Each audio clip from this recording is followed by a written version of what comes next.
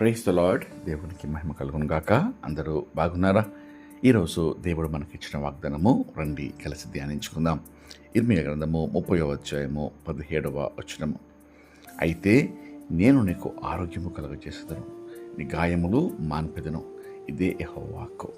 ప్రియమైన దేవుని బిడ్డలారా, నేటి సమాజంలో అనేకులు ఎన్నో రోగములతో బాధపడుచు చాలా కాలముగా మంచంలో ఉండి ఆరోగ్యం కొరకు ఎదురు చూస్తున్నారు.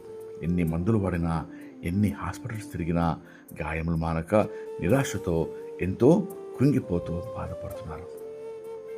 శారీరకంగా, మానసికంగా బాధపడుతూ దిగులు పడుచు అనేకమైన సమస్యలతో, కృంగుదలతో మన చుట్టూ అనేకులను మనము గమనిస్తున్నాము.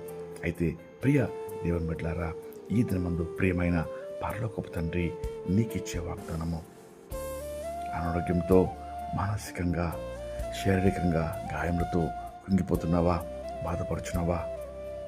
నన్ను ఆశ్రయించు, నేను నిన్ను సంపూర్ణంగా ముట్టి బాగు చేసి ఆరోగ్యవంతునిగా చేసేదను అని దేవుని వాక్యం సెలవిస్తుండగా, రండి ఈ వాగ్దానము పొందుకుంటకు కలిసి ప్రార్థన చేసుకుందాం. ప్రార్థన. మహాపరిశుద్ధమైన మా ప్రియమైన పరలోకపు తండ్రి, మీరు ఇచ్చిన శ్రేష్టమైన వాగ్దానంకై మీకెంతో స్తోత్రం చెల్లిస్తున్నాం ప్రభువా.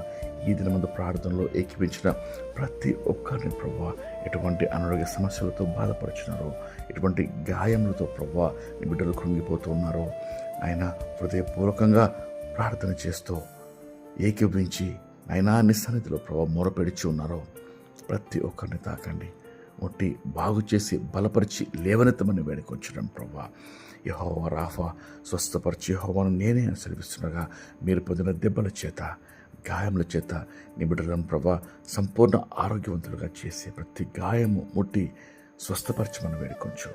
మీకే సమస్త మహిమ చెల్లిస్తూ యేసుక్రీస్తు నామములో వేడుకొంచు ప్రార్థిస్తున్నాం తండ్రి. ఆమేన్. దేవుడు మిమ్మల్ని దీవించును గాక.